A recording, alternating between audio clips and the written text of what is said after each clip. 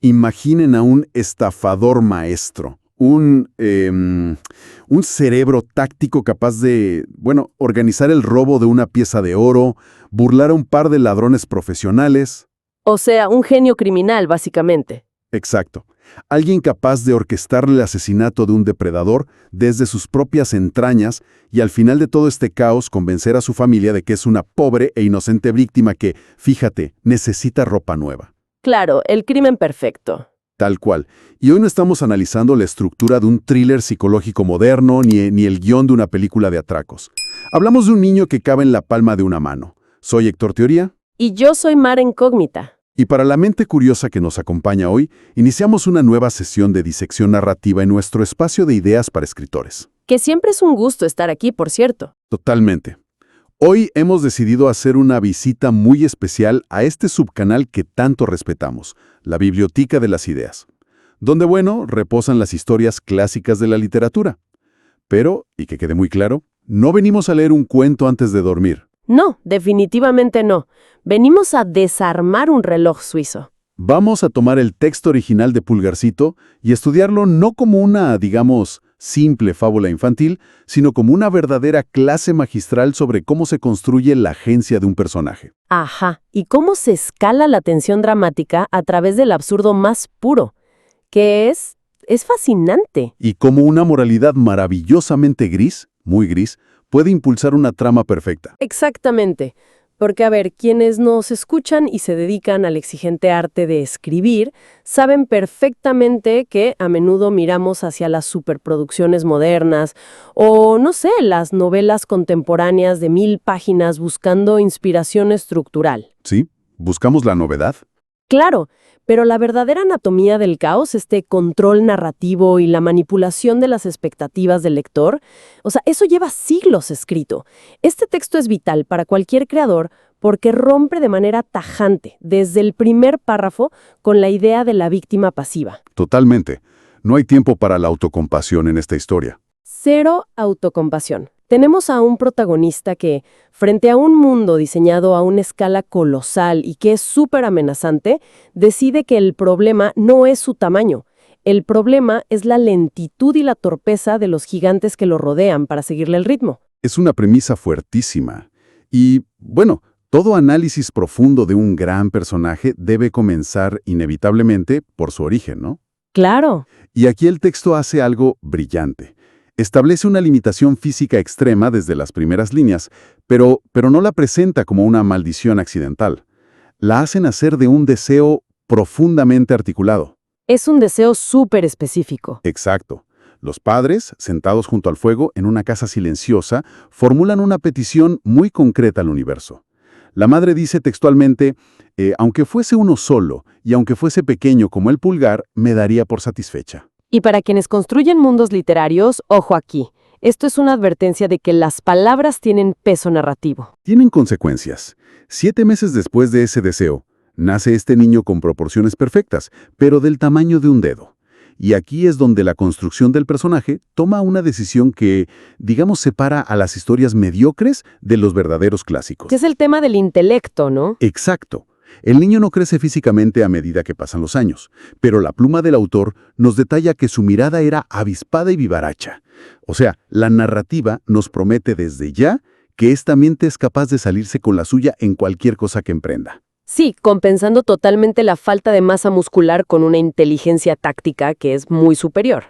Y fíjate en la velocidad con la que el texto nos demuestra esa inteligencia. Es inmediato. Esa es la conexión clave para cualquier persona que esté diseñando un protagonista hoy. La narrativa no pierde ni una sola línea, de verdad, ni un solo párrafo lamentando la estatura del niño. No hay pausas dramáticas para llorar. Exacto. No hay un monólogo interno tedioso sobre lo injusto que es ser pequeño en un mundo grande. Él toma el control en el segundo 1. El padre necesita llevar el carro de leña al bosque y duda, porque lógicamente un hombre solo no puede.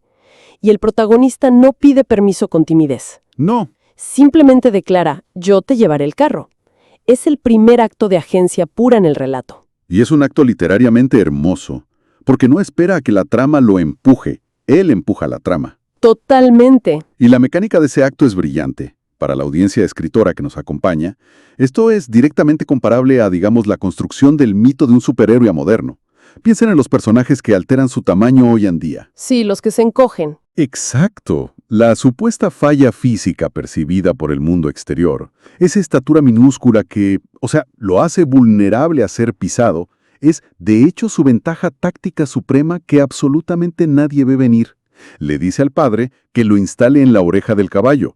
Una posición inmejorable. Y desde esa posición de mando, que es invisible para todos los demás, le grita al animal, ¡arre! ¡Su! ¡Tras! Y el texto nos dice que todo marcha a pedir de boca. Como si fuera un carretero de toda la vida. Tal cual. El autor está estableciendo una regla inquebrantable para el resto de la historia. La fuerza física es irrelevante. Es un espejismo. Si logras controlar el centro de mando. Al meterse en esa oreja, el niño se convierte en el cerebro de una máquina biológica de media tonelada. Es una demostración de poder fenomenal. Y funciona tan bien en la estructura del relato que nos lleva directo sin frenos al primer gran conflicto moral de la historia. Pasamos de admirar su habilidad logística a ver cómo reacciona cuando el mundo exterior entra en escena e intenta básicamente cosificarlo. Ahí es donde la cosa se pone tensa. Sí, porque llegan dos forasteros, ven este carro mágico que parece moverse solo por el bosque y deciden que ese misterio es una oportunidad de negocio. Siguen el carro, ven al padre sacar al niño de la oreja del caballo y sentarlo en una brizna de hierba, y los tipos se quedan mudos. No lo pueden creer. Y luego dicen algo terrible, algo que cambia por completo el tono del relato. Dicen: esta menudencia podría ser nuestra fortuna si lo exhibiésemos de ciudad en ciudad. ¿Quieren comprar un ser humano? Exacto. De un momento a otro, la sociedad exterior quiere convertir al protagonista en simple mercancía. Es un momento clásico del llamado a la aventura, pero con un giro muy mercantil. El padre, en un acto que consolida su humanidad y su rol moral frente a quienes nos escuchan, se niega categóricamente. Dice que el niño es la luz de sus ojos y que no lo daría por todo el oro del mundo. Que es la respuesta correcta, digamos. Claro, hasta aquí tenemos el modelo clásico de la familia devota que proteja a su descendencia vulnerable. Es lo que el lector espera leer. Pero entonces, el protagonista interviene, rompiendo ese molde por completo. Se agarra a un pliegue de los calzones del padre, trepa hasta su hombro y le murmura al oído que acepte el trato. Que lo deje ir. Sí, que lo venda, porque él promete volver. El padre, confiando ciegamente en este intelecto superior que acaba de conducir un carro, entrega a su propio hijo a unos desconocidos por una bonita pieza de oro. Y aquí, bajemos la voz un momento y analicemos esto, porque esta es la revelación que cambia absolutamente toda la perspectiva del texto. Y si el héroe es el verdadero problema. Interesante. A ver. Pensemos en esto con frialdad narrativa por un segundo. El niño no es una víctima trágica de trata de personas aquí.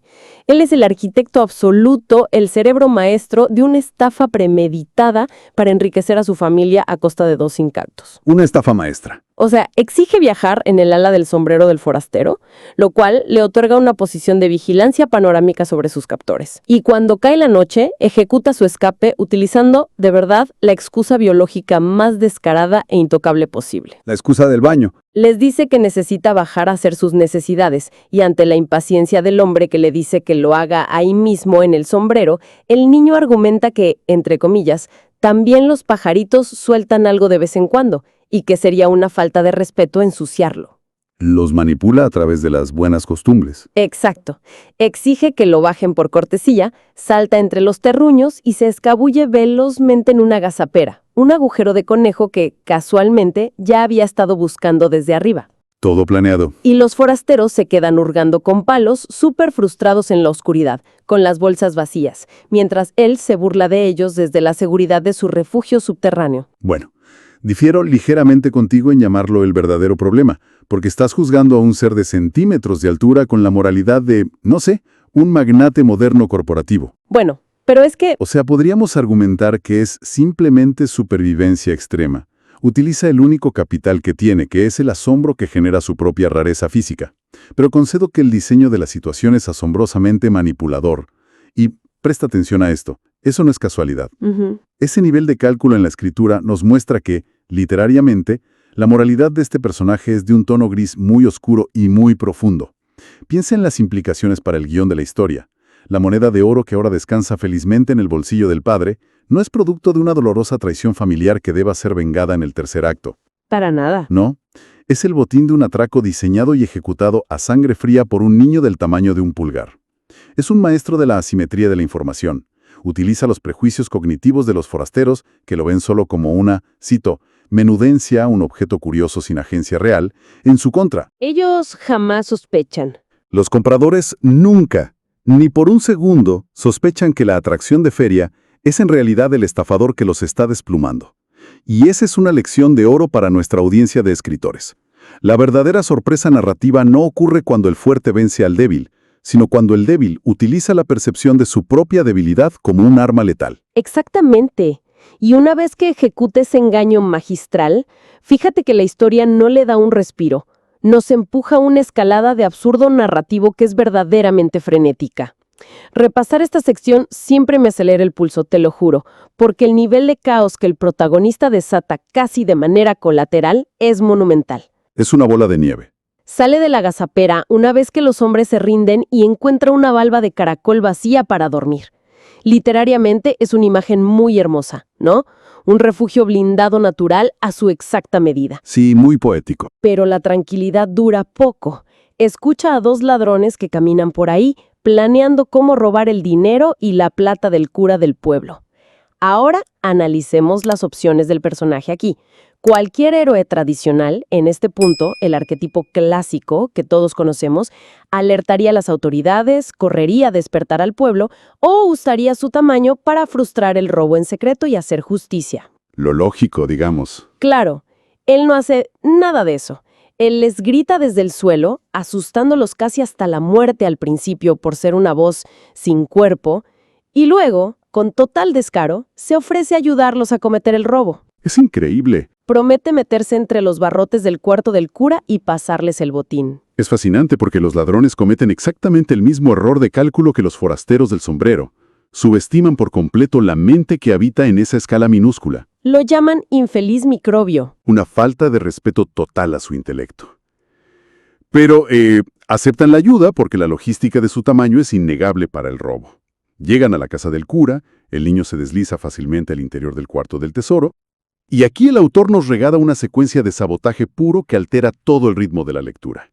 En lugar de pasarles la plata sigilosamente como había prometido, grita con todas sus fuerzas desde adentro. A todo pulmón. Y les dice, ¿quieren llevarse todo lo que hay aquí? Los rateros, obviamente aterrorizados de ser descubiertos, le suplican desesperadamente que hable bajito. Y él, ignorándolos por completo y disfrutando del control de la situación, repite al grito pelado si van a llevarse todo. Y esto, por supuesto, despierta a la cocinera que duerme al lado. Es que es un giro brillante porque arruina el robo puramente por caos. O sea, si queremos ser muy generosos, quizá lo hace por supervivencia, para deshacerse rápidamente de unos ladrones que ya no les sirven y que a la larga podrían ser una amenaza. Tiene sentido. Pero ciertamente no lo hace impulsado por un elevado sentido de la justicia civil o la moralidad. Juega con ellos como un gato con un ratón. Grita por tercera vez con toda la fuerza de sus diminutos pulmones que se los dará todo enseguida. Los ladrones huyen como alma que lleva el diablo hacia el bosque. Aterrados. Y cuando la criada finalmente sale a investigar con una luz, él aprovecha la confusión y las sombras para escabullirse al pajar sin ser visto, dejándola creyendo que solo fue el viento. O sea, este no es un niño inocente perdido, es un sobreviviente despiadado, un agente del caos moviéndose de forma invisible en un mundo de gigantes lentos. Absolutamente. Pero reconduzcamos esta secuencia hacia su esqueleto estructural, porque lo que hace el autor aquí a nivel de diseño de relato es muy sofisticado. Para nuestra audiencia que se dedica a analizar y construir la arquitectura de los relatos, observemos detenidamente la técnica de encierro que se utiliza. La progresión. Podríamos llamarla la técnica de las muñecas rusas de la claustrofobia. Es una herramienta maravillosa para escalar la tensión. Fíjense en la progresión física. Primero, el personaje está al aire libre, pero comandando desde la oreja del caballo. Luego, viaja confinado en el ala de un sombrero de un desconocido. Después, se refugia en el espacio duro y calcáreo de la valva de un caracol. De ahí, pasa a esconderse entre los tallitos microscópicos de heno en un pajar. Cada vez más pequeño. El espacio vital se reduce cada vez más. Y es aquí donde planteo un cuestionamiento narrativo crucial para ti y para quienes nos escuchan. ¿En qué punto exacto de esta progresión asfixiante el protagonista pierde verdaderamente el control de su propia historia y se vuelve víctima del azar narrativo? Es una gran pregunta. Porque hasta el momento en que llega al pajar, cada movimiento, cada grito, cada escondite ha sido fríamente calculado por él. Pero al amanecer, el agotamiento físico es real y el sueño lo vence. Duerme tan profundamente que cuando la criada viene a recoger el forraje para los animales, recoge precisamente el brazado de hierba donde él descansa y se lo da directamente a la vaca. El estratega invencible, el manipulador de hombres, es repentinamente arrebatado mientras duerme y engullido por una bestia. ¡Wow! Y ahí es exactamente donde la sarna activó cobra su peaje. Nadie, por más inteligente que sea, puede controlarlo todo eternamente. Pasa por los enormes dientes de la vaca, esquivándolos aterrorizado de convertirse en papilla, y se desliza irremediablemente hacia el estómago húmedo y oscuro. Un final terrible para cualquiera. Sí. Sin embargo, lo que hace grande este personaje no es evitar el peligro, sino cómo reacciona ante él. Su análisis de la situación desde las entrañas mismas de la bestia es tan pragmático, o sea, han desprovisto de pánico paralizante, que roza la comedia oscura. Literariamente, en lugar de llorar, hace una evaluación arquitectónica de su encierro. Como si fuera un inspector. Literal. Dice, en este cuartito se han olvidado de las ventanas. Aquí el sol no entra ni encienden una lucecita siquiera. Y el problema real no es la oscuridad, sino que la vaca sigue comiendo.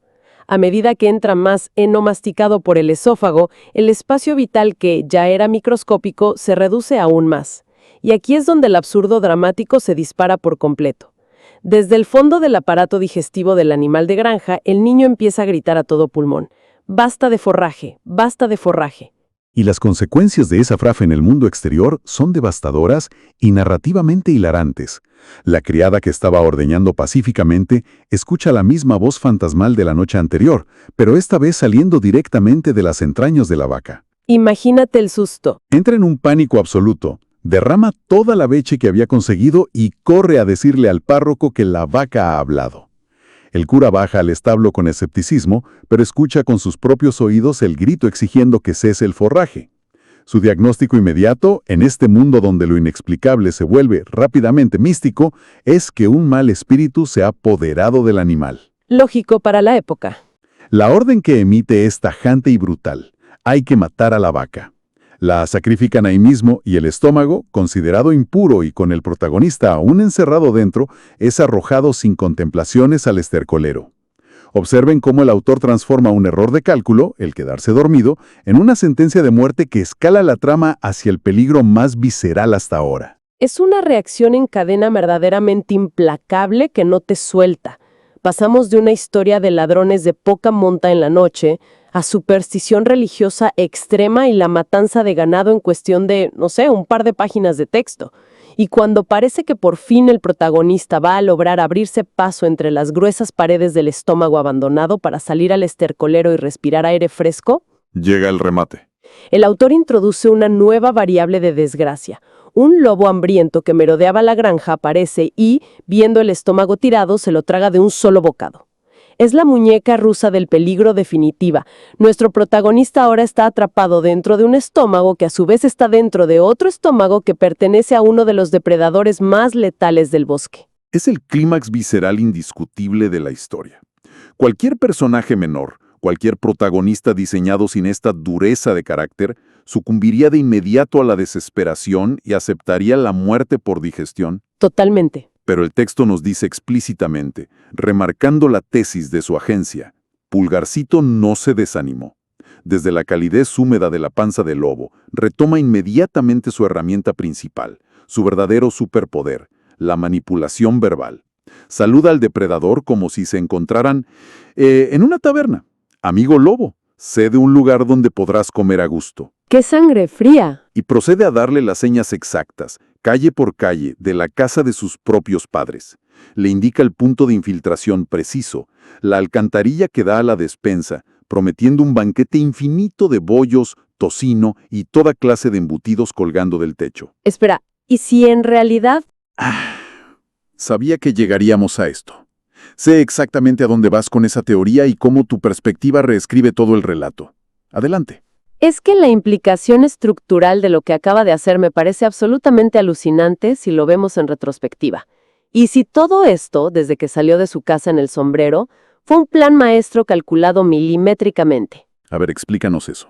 Piénsalo, consiguió una pieza de oro puro para su padre de forma casi inmediata. Hizo que los forasteros lo transportaran gratis lejos de casa. Usó el robo a la casa del cura como una distracción perfecta para perderse en la noche. Y ahora, dentro del lobo, manipula a la bestia salvaje no solo para que sirva de vehículo y lo lleve de vuelta a su hogar sin tener que dar un solo paso con sus diminutas piernas. Un viaje directo. Gula se escurre por la estrecha alcantarilla, se atiborra de comida en la despensa familiar hasta no poder más, y como el protagonista había calculado astutamente, su vientre engorda tanto que le es físicamente imposible salir por el mismo agujero estrecho por el que entró. La trampa perfecta. Y justo en ese instante, en el segundo exacto en que la trampa geométrica se cierra sobre el lobo, el niño reanuda el griterío infernal con todo el vigor de sus pulmones, desde el interior del animal. Tengo que admitir que ver la historia desde esa perspectiva la convierte en una pieza de ajedrez perfecta. El lobo, aterrorizado por el ruido dentro de su propia barriga, le ruega que se calle, advirtiéndole que va a despertar a toda la gente de la casa, y la respuesta del niño es simplemente gélida, casi sociópata. Tú bien te has llenado, ahora me toca a mí divertirme. ¡Wow! ¡Qué línea! Es una frase que encierra una superioridad intelectual aplastante sobre el instinto animal. El griterío, por supuesto, despierta a sus padres. Y aquí es donde la narrativa alcanza una brutalidad poética que merece ser subrayada, estudiada y enmarcada por nuestra audiencia de escritores. La escena de los padres. Los padres bajan, descubren a este enorme lobo atrapado en su despensa y no reaccionan buscando simples palos de escoba para ahuyentarlo. El padre toma un hacha pesada, la madre toma una hoz afilada. Observen el simbolismo, herramientas de creación, instrumentos diseñados para el trabajo duro de la tierra y la madera, son convertidas en un instante en feroces instrumentos de destrucción. Es un instinto primitivo de protección. El padre, asumiendo el mando táctico de la defensa de su hogar, le dice a la madre que él asestará el primer hachazo en la cabeza de la bestia, y si eso no lo mata instantáneamente, ella debe acercarse y abrirle la barriga de tajo con la hoz. La tensión es máxima porque el lector sabe lo que los padres ignoran. Y el niño, escuchando este plan súper violento desde las oscuras entrañas, tiene que gritar apresuradamente para avisar que está ahí dentro, evitando que la hoz de su madre lo parta por la mitad. Salva su propia vida con la voz otra vez. Al escuchar la voz de su amado hijo perdida en el interior de la bestia, el padre frena el uso de la hoz.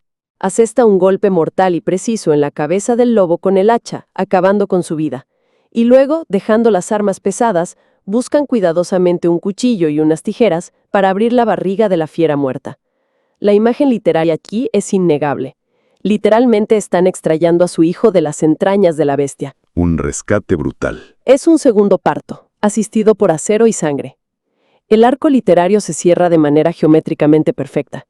El protagonista ha regresado exactamente al mismo hogar, silencioso e iluminado por el fuego del inicio, pero ahora llega trayendo consigo el caos. Un lobo muerto en la despensa de su madre y una lección imborrable de supervivencia absoluta frente a un mundo hostil. A Dios gracias, vuelvo a respirar el aire puro, declara él al salir a la luz.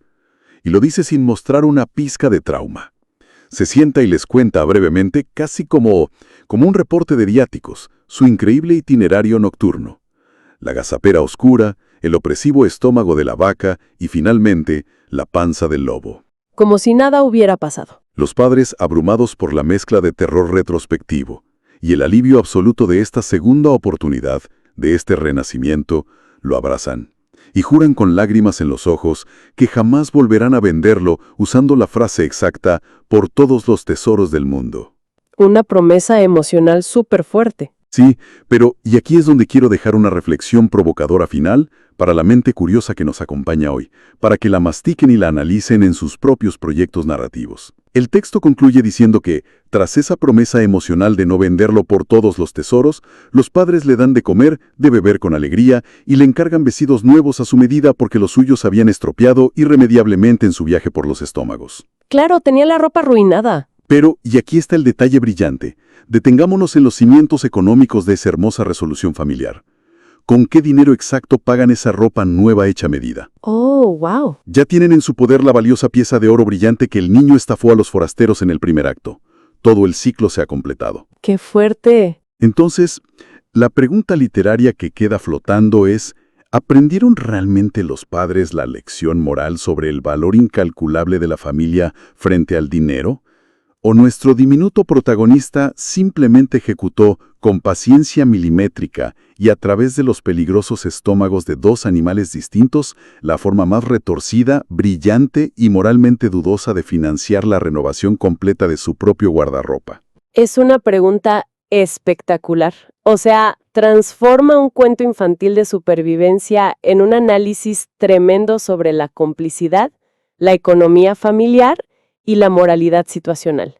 Redefine por completo nuestra comprensión del texto clásico y nos obliga a pensar en cómo las recompensas materiales funcionan en los arcos de los personajes. ¿Le da otra dimensión? Y para quienes nos escuchan, si esta disección ha despertado su curiosidad y desean experimentar el peso narrativo de estas decisiones estructurales directamente de la fuente original, les recordamos que pueden escuchar el cuento completo de Pulgarcito, así como otras maravillosas historias fundacionales que cimentaron la literatura moderna directamente aquí, en este mismo canal, la Biblioteca de las Ideas. Nunca olviden que las estructuras narrativas más complejas, las que realmente perduran en el tiempo, a menudo se esconden en los envases más pequeños y aparentemente sencillos. El tamaño inicial de la idea nunca dicta el tamaño del impacto que puede tener en el lector. Hasta nuestra próxima inversión literaria, mantengan siempre la pluma afilada. Y la mirada avispada.